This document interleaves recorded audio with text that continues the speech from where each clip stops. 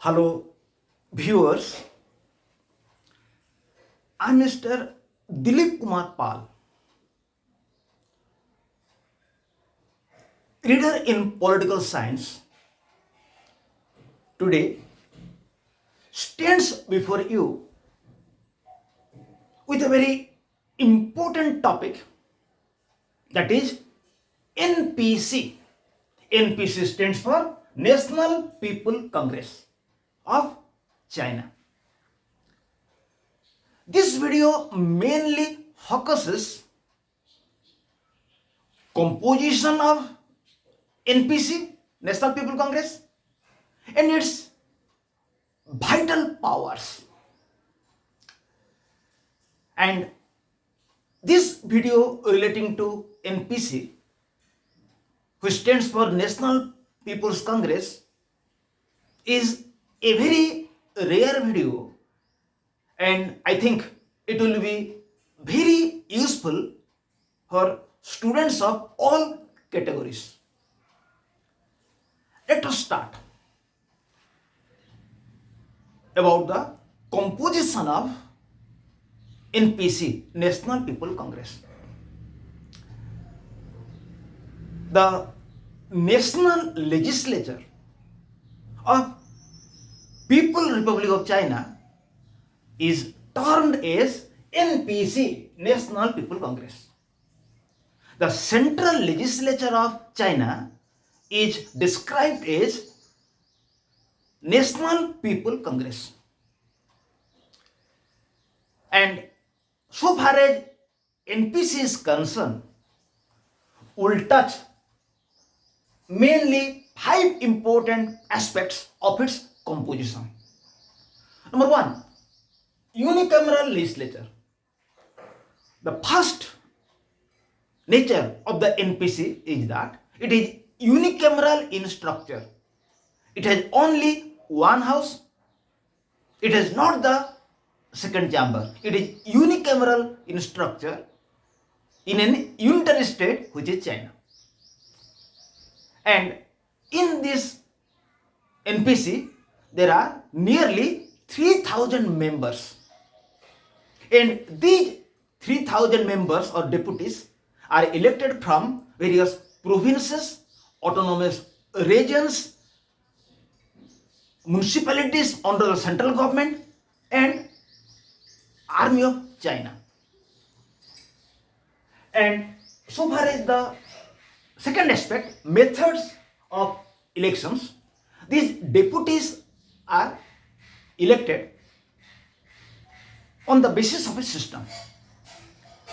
In China, there is no election commission, but the election for the NPC is being conducted by the Standing Committee of the NPC. Standing Committee means whenever the NPC will be not in session, its Standing Committee consists of nearly 200 members will sit as Standing Committee. In the absence of the NPC, its Standing Committee consists of 200 members will conduct the elections for the NPC. And the deputies are being elected from different provinces, autonomous regions, municipalities under the central government, and from armies. And for the election of deputies, any person of the age of 18 years and above is eligible to vote. There is no restriction on the basis of caste, color, religion, language. And so far as election, those who are interested to hold office, those who are interested to hold the office of deputy, for them also there is no restriction. Any person can contest for the deputy. So, any person of the age of 18 years and above can give vote, and any persons of the 18 years or above can contest for the election of deputies. Now see, tenure. The tenure of NPC is 5 years. But in case of emergency, its term can be extended for another year. But the extension of the term of NPC from 5 to 6 years will be approved by the members of NPC by 2/3 of its members. The term of NPC, which is 5 years, can be extended by a proposal approved by the support of 2/3 member support of the NPC. Then, so far as the session of the NPC is concerned, it has only one session, and that is true for a very small session. It has only one session, and the session has a very short duration. And so far as the privileges and duties of the deputies are concerned, they have the deputies have some privileges and they have some duties. So what privileges they have? Deputies of the NPC cannot be arrested during the term. If they will have to be arrested, the permission of the presidium of the current session of the NPC must be required. And if the NPC is not in session, then the permission of standing committee of NPC is necessary. So the members of NPC cannot be arrested easily. Number two, they cannot be questioned about their speeches in the NPC. They can speak what they like. They can express their views. For them, they cannot be questioned. These are the privileges. Then what are the duties of the deputies? Deputies have some duties. The first important duty of the deputy is that they should abide by the constitution. They should not leak out secrets of the country. They should serve people. They should have contact with the people from which they have been elected. Then they should place demands of the people in a proper forums. So these are all about the composition of the NPC. Now we'll discuss what are the functions of the NPC. NPC has as many as 10 important functions. The first important function of the NPC is legislative power. As the National People Congress is the national legislature of China, it has legislative power. It means it can bring about changes. It can make laws in the field of criminal offenses, civil offenses, and different aspects. They can change the basic statutes of the constitution.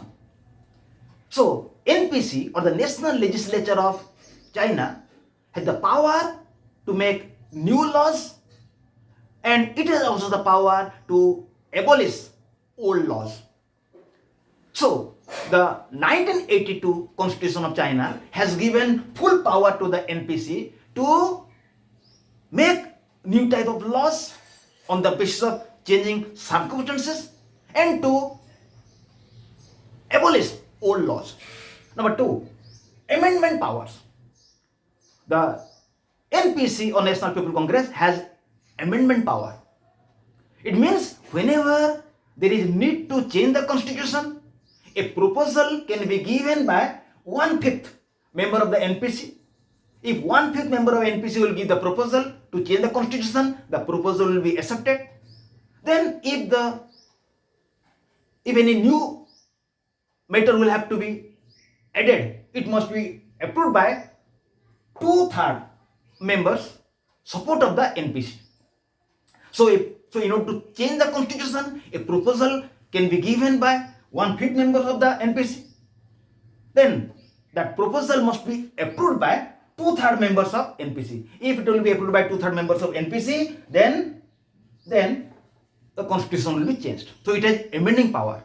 And in addition with amendment power, it will see how the constitution will be protected and how the provisions of the constitution will be enforced in a proper way.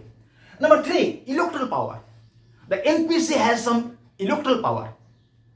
It elects president and vice president of the country.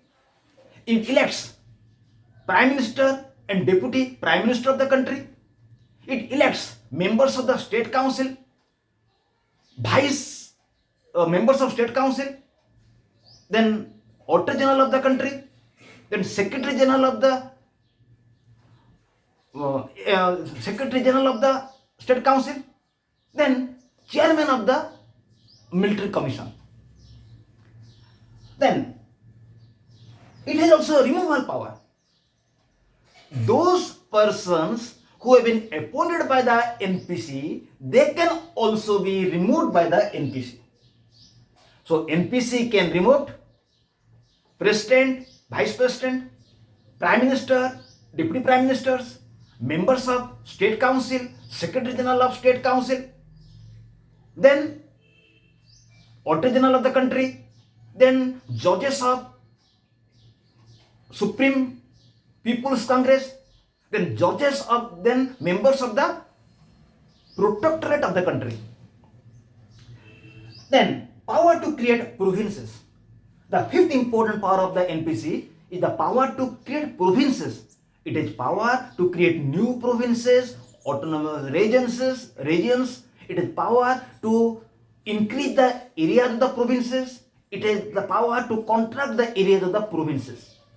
So it has full power in the creation of provinces of China. Again, sixth one is power to declare war and peace. Just as in America, American legislature has the power to declare war and peace. NPC has also the power to declare war for the country. It has the power to conclude peace. So in the field of declaration of war and conclusion of peace, NPC has absolute power, not much, absolute power. Then 7, planning functions. What type of economic and social plannings will have to be introduced in the country? The NPC will have to approve. Then NPC approves budget of the country. Without the approval of the NPC, no plan of the country can be implemented. Then also it has the power to review the implementation of the policy from time to time. Very good. Again, we'll discuss the 8th one, power to establish commissions and committees. NPC has the power from time to time to form different commissions and committees.